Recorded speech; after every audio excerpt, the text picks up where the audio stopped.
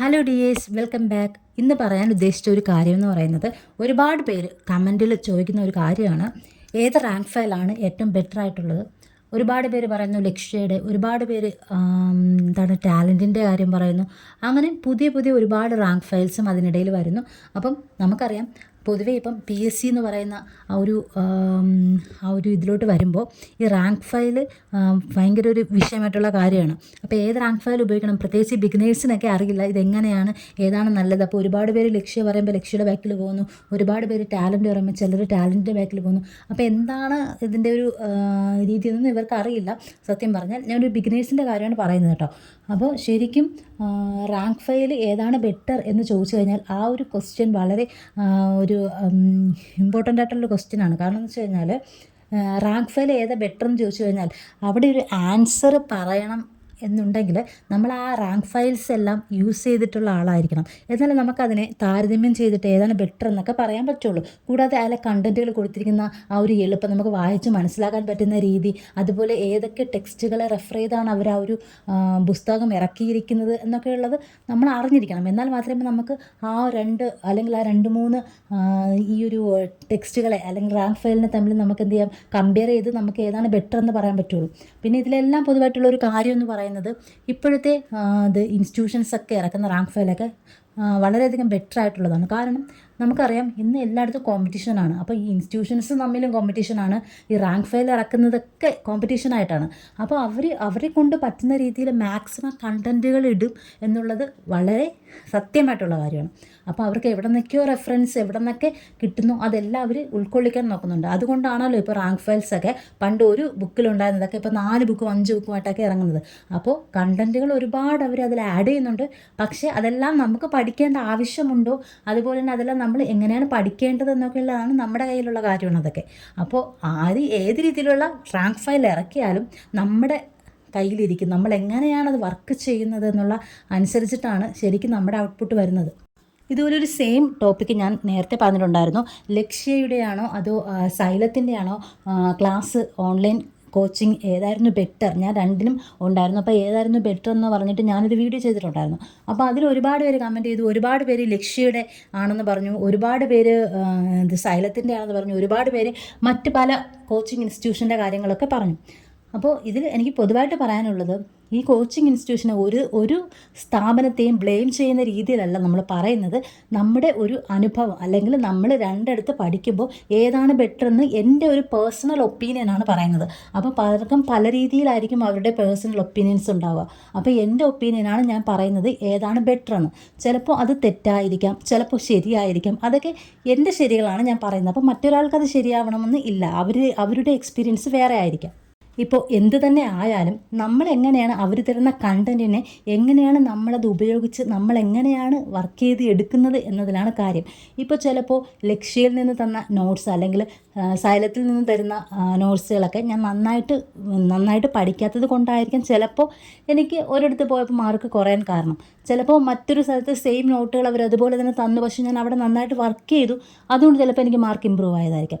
എന്തായാലും എനിക്ക് പറയാൻ പറ്റുന്നത് എൻ്റെ മാർക്ക് എങ്ങനെ ഇമ്പ്രൂവായി, എനിക്കെങ്ങനെ മാറ്റമുണ്ടായി എന്ന് ഞാൻ പറയുമ്പോൾ തീർച്ചയായിട്ടും നിങ്ങൾ മനസ്സിലാക്കേണ്ടത്, ഞാൻ അവർ തന്ന സോഴ്സസ് എങ്ങനെ വിനിയോഗിച്ചു അതിനനുസരിച്ച് കിട്ടിയ മാർക്കാണ്, അതിൻ്റെ ഫലമാണ്, അതിൻ്റെ റിസൾട്ടാണ് ഞാൻ നിങ്ങളോട് ഈ ഒരു അവരുടെ കോഴ്സാണ് നല്ലതെന്ന രീതിയിൽ ഞാൻ നിങ്ങളോട് ഷെയർ ചെയ്യുന്നത്.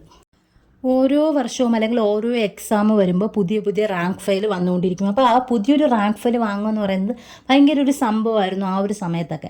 അപ്പോൾ അത് വാങ്ങിച്ച് ആദ്യത്തെ 2-3 പേജൊക്കെ നന്നായിട്ട് കുത്തി വരയ്ക്കാതെയും നല്ല മനോഹരമാക്കി വെച്ച് പഠിച്ചു പോകുന്നതൊക്കെ ഒരു പ്രത്യേക ഒരു അനുഭവം തന്നെയാണ്. അത് കഴിഞ്ഞ് പകുതി ആകുമ്പോഴത്തേനും അതിനെ മാറ്റിയിട്ട് വീണ്ടും നമ്മൾ വേറെ ഇതിലോട്ടൊക്കെ പോകുന്നു. പിന്നെ അടുത്തൊരു എക്സാം വരുമ്പോൾ അടുത്ത റാങ്ക് ഫയൽ വരുന്നു. അപ്പോൾ വീണ്ടും നമ്മൾ പുതിയതിലേക്ക് പോകുന്നു. അപ്പോൾ ഒരു റാങ്ക് ഫയൽ നമ്മൾ കംപ്ലീറ്റ് ആയിട്ട് തീർക്കാതെ നമ്മൾ പുതിയത് വാങ്ങിച്ചുകൊണ്ടിരിക്കുന്ന ഒരവസ്ഥ ഉണ്ടായിരുന്നു. പിന്നെ എനിക്ക് മനസ്സിലായി, അങ്ങനെ റാങ്ക് ഫയൽ വാങ്ങിച്ചു കൂട്ടിയിട്ട് നമുക്ക് വെറുതെ പ്രയോജനമൊന്നുമില്ലാതെ നമ്മൾ ക്യാഷ് കളഞ്ഞിട്ട് ഇങ്ങനെ റാങ്ക് ഫയൽ വാങ്ങിച്ചുകൊണ്ടിരിക്കുന്നതിൽ അർത്ഥമൊന്നുമില്ല. റാങ്ക് ഫയൽ ആവശ്യമാണ്. അത് നമുക്ക് ഒരുപാട് റാങ്ക് ഫയലിൻ്റെ ആവശ്യമില്ല. നമുക്ക് ഒരു റെഫറൻസിന് വേണ്ടിയിട്ട് നമുക്ക് ഒരു റാങ്ക് ഫയൽ വേണം, അത് ശരിയാണ്. എന്ന് കരുതി നമുക്ക് ഒരുപാട് ഇൻസ്റ്റിറ്റ്യൂഷൻസിൻ്റെ റാങ്ക് ഫയൽ വാങ്ങിച്ചു കൂട്ടേണ്ട ആവശ്യമുണ്ടെന്ന് തോന്നുന്നില്ല.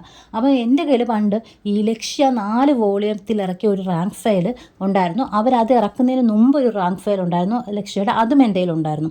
അപ്പോൾ ഈ ലക്ഷ്യയുടെ ആകെ ഈ 2 റാങ്ക് ഫയലാണ് എൻ്റെ കയ്യിലുള്ളത്. പിന്നെ അതുകൂടാതെ പ്രീവിയസ് ഇയർ ക്വസ്റ്റ്യൻസിൻ്റെ ഒരു ചെറിയ ബുക്കും ഉണ്ടായിരുന്നു. പിന്നെ ടാലൻറ്റിൻ്റെ പ്രീവിയസ് ഇയർ ക്വസ്റ്റ്യൻസിൻ്റെ ഒരു ബുക്കുണ്ടായിരുന്നു. അതുപോലെ തന്നെ അവരുടെ ഒരു റാങ്ക് ഫയലും എൻ്റെ കയ്യിലുണ്ടായിരുന്നു. അപ്പോൾ ഇത് ഇപ്പോൾ ഈ റീസെൻ്റ്ലി ഉള്ളതല്ല, ഇതെനിക്ക് തോന്നുന്നു ഒരു 3 ഇയർ ഒക്കെ ആയിട്ട്, ഒരു 2-3 ഇയറിനകത്തുള്ള കാര്യമാണ് ഞാൻ പറയുന്നത്. ടാലൻറ്റിൻ്റെ റാങ്ക് ഫയലിനെ കുറിച്ച് പറയുകയാണെങ്കിൽ കുറച്ചും കൂടി ലളിതമായിട്ട് പറയാൻ ഉദ്ദേശിച്ചിട്ടുണ്ട്. അതുപോലെ തന്നെ അവരുടെ റാങ്ക് ഫയലിലെ എഴുത്തുകളൊക്കെ, അതായത് അച്ചടിയൊക്കെ കുറച്ചും കൂടി നമുക്ക് വായിക്കാൻ ഇൻട്രസ്റ്റിംഗ് ആയിട്ടുള്ള രീതിയിലാണ് അവരുടെ ആ കൈയക്ഷരമൊക്കെ പോയിരിക്കുന്നത്. പ്രിൻറ്റിങ് ക്വാളിറ്റിയൊക്കെ നല്ലതാണ്. പിന്നെ പറയാനുള്ള കാര്യം എന്ന് പറഞ്ഞു കഴിഞ്ഞാൽ അവർ കൂടുതൽ കോഡുകളൊക്കെ ഉപയോഗിച്ച് പഠിക്കുന്ന രീതിയാണ് അവർ കൂടുതലും ആയിട്ടും ചൂസ് ചെയ്തേക്കുന്നത്. എന്നാൽ ലക്ഷ്യയുടെ കാര്യം പറയുകയാണെങ്കിൽ ലക്ഷ്യയിൽ ഒരുപാട് കണ്ടൻറ്റുകൾ കുത്തിത്തിരിക്കി വെച്ചിട്ടുണ്ട്. പക്ഷേ അതിലേത് പഠിക്കണമെന്നുള്ളത് നമ്മൾ സെലക്ട് ചെയ്തെടുക്കുന്നതിലാണ് നമ്മുടെ ഒരു വിജയം എന്ന് പറയുന്നത്. നമുക്ക് അതിനകത്ത് എല്ലാ കണ്ടൻറ്റുകളും അവർ കൊടുത്തിട്ടുണ്ട്. പ്രത്യേകിച്ച് പറയുകയാണെങ്കിൽ ലക്ഷ്യയുടെ ഒരു ഡിഗ്രി ലെവൽ ക്വാളിഫിക്കേഷനിലുള്ള ഒരു റാങ്ക് ഫയൽ എടുത്തു കഴിഞ്ഞാൽ നമുക്ക് മറ്റുള്ള പുസ്തകങ്ങൾ സെർച്ച് ചെയ്യേണ്ട ആവശ്യമില്ല, അത് റെഫറൻസ് ആയിട്ട് ഉപയോഗിക്കേണ്ട ആവശ്യമില്ല, ഈ റാങ്ക് ഫയൽ മാത്രം മതി. സത്യം പറഞ്ഞാൽ ഇന്ത്യൻ പൊളിറ്റി, ലക്ഷ്മികാന്തിൻ്റെ ഇന്ത്യൻ പൊളിറ്റിയിലുള്ള പല കാര്യങ്ങളും വളരെ കൃത്യമായിട്ട് ലക്ഷ്യയുടെ റാങ്ക് ഫയലിൽ കണ്ടിട്ടുണ്ട്. അപ്പോൾ അതിൽ നിന്ന് നമുക്ക് മനസ്സിലാക്കാം അവർ നന്നായിട്ട് കണ്ടൻറ്റുകൾ തരുന്നുണ്ട്. അത് ഏതാണ് വേണ്ടതെന്നനുസരിച്ച് നമ്മൾ തിരഞ്ഞെടുക്കുന്നതിലാണ് നമ്മുടെ മാർക്കിൽ ഇമ്പ്രൂവ് വരുന്നതും നമ്മുടെ മാർക്ക് ഇമ്പ്രൂവ് ആവുന്നതും ഒക്കെ അതിലിരിക്കും. ഏതൊരു പബ്ലിക്കേഷൻ്റെ റാങ്ക് ഫയൽ ആയാലും നമ്മളത് സെലക്ട് ചെയ്യുമ്പോൾ നമ്മൾ മനസ്സിൽ വിചാരിക്കുക എല്ലാ കണ്ടൻറ്റും ഇപ്പോൾ നമുക്ക് ഏതൊക്കെ ടെക്സ്റ്റുകളിലുള്ളതും അതുപോലെ SCERT NCERTയിലുള്ളതും എല്ലാ കണ്ടൻറ്റുകളും എല്ലാ റാങ്ക് ഫയലിലും ഇപ്പോൾ അവൈലബിൾ ആണ്. അതിൽ കുറച്ചുകൂടി കൂടുതൽ കണ്ടൻറ്റുകൾ ആഡ് ചെയ്ത് പല പല പുസ്തകങ്ങളിൽ നിന്നും കുറച്ചുകൂടി കണ്ടൻറ്റുകൾ ആഡ് ചെയ്ത് വരുന്ന ഒരു റാങ്ക് ഫയലായിട്ട് എനിക്ക് ലക്ഷ്യ കുറച്ചും കൂടി ഒരു പടി മുകളിൽ ലക്ഷ്യമാണെന്നുള്ള ആ ഒരു ഇതെനിക്ക് തോന്നി. അതെൻ്റെ പേഴ്സണലായിട്ടുള്ള ഒപ്പീനിയൻ മാത്രമാണ്. മറ്റുള്ള റാങ്ക് ഫയൽ ഉപയോഗിക്കുന്നവർക്ക് ചിലപ്പോൾ ഇത് അത്ര ദഹിക്കണമെന്നില്ല. കാരണം ഒരു റാങ്ക് ഫയൽ നമ്മൾ ഉപയോഗിച്ചുകൊണ്ടിരിക്കുമ്പോൾ നമ്മൾ അതിനെ സപ്പോർട്ട് ചെയ്ത് മാത്രമേ സംസാരിക്കാറുള്ളൂ. കാരണം മറ്റ് റാങ്ക് ഫയലിൽ എങ്ങനെയാണ് അതിൽ പഠിക്കുമ്പോൾ നമ്മുടെ പെർഫോമൻസ് എങ്ങനെയാണെന്ന് നമുക്കറിയാതെ നമ്മൾ ഉപയോഗിച്ചുകൊണ്ടിരിക്കുന്നതിനെ മാത്രം നമ്മളെപ്പോഴും പൊക്കി പറയുന്നതാണല്ലോ പൊതുവെയുള്ള ഒരു രീതി. ടാലൻറ്റും ലക്ഷ്യയും ഞാൻ ഉപയോഗിച്ചതാണ്. അപ്പോൾ എനിക്ക് തോന്നിയ ആ ഒരു ഡിഫറൻസ് എന്ന് പറയുന്നത് ഈ ഒരു കാര്യം മാത്രമാണ്. കുറച്ചും കൂടി പോയിൻറ്റ്സ് അധികമായിട്ട് ലക്ഷ്യയിൽ കാണുന്നു. അത് കുറച്ചും കൂടി റാങ്ക് മേക്കിംഗ് ആയിട്ടുള്ള രീതിയിലേക്ക് പോകുന്നതായിരിക്കും. കാരണം പല പല പുസ്തകങ്ങളിൽ നിന്ന് റെഫർ ചെയ്ത പോയിൻറ്റ്സുകളായതുകൊണ്ട് തന്നെ അതുകൊണ്ട് ലക്ഷ്യയുടെ എന്താണ് ഈ റാങ്ക് ഫയൽ എനിക്ക് വളരെ ഇഷ്ടപ്പെട്ടു. എൻ്റെ മാർക്ക് ഒരുപാട് ഇമ്പ്രൂവ് ആവാൻ ഒരു പരിധി വരെ ലക്ഷ്യയുടെ റാങ്ക് ഫയൽ സഹായിച്ചിട്ടുണ്ട്. എന്നാൽ റാങ്ക് ഫയൽ ഫുള്ള് ഞാൻ കംപ്ലീറ്റ് ഒന്നും ചെയ്തിട്ടില്ല. എന്നാൽ പോലും എനിക്ക് മാർക്ക് ഒരുപാട് ചേഞ്ച് ആവാൻ ഈ ലക്ഷ്യയുടെ റാങ്ക് ഫയൽ സഹായിച്ചു. അതുപോലെ ടാലൻറ്റിൻ്റെ പ്രീവിയസ് ഇയർ ക്വസ്റ്റ്യൻസിൻ്റെ റാങ്ക് ഫയൽ എൻ്റെ ഉണ്ട്. പക്ഷേ അത് കണ്ടിട്ട് എനിക്ക് അതിനകത്ത് എല്ലാ കാര്യങ്ങളും നന്നായിട്ട് കൊടുത്തിട്ടുണ്ട്. പക്ഷേ എനിക്കത് കണ്ടിട്ട് എന്തോ വർക്കൗട്ട് ചെയ്യാൻ തോന്നുന്നില്ല. എന്താണെന്നറിയില്ല, ചിലപ്പോൾ എൻ്റെ തെറ്റുകൊണ്ടായിരിക്കാം.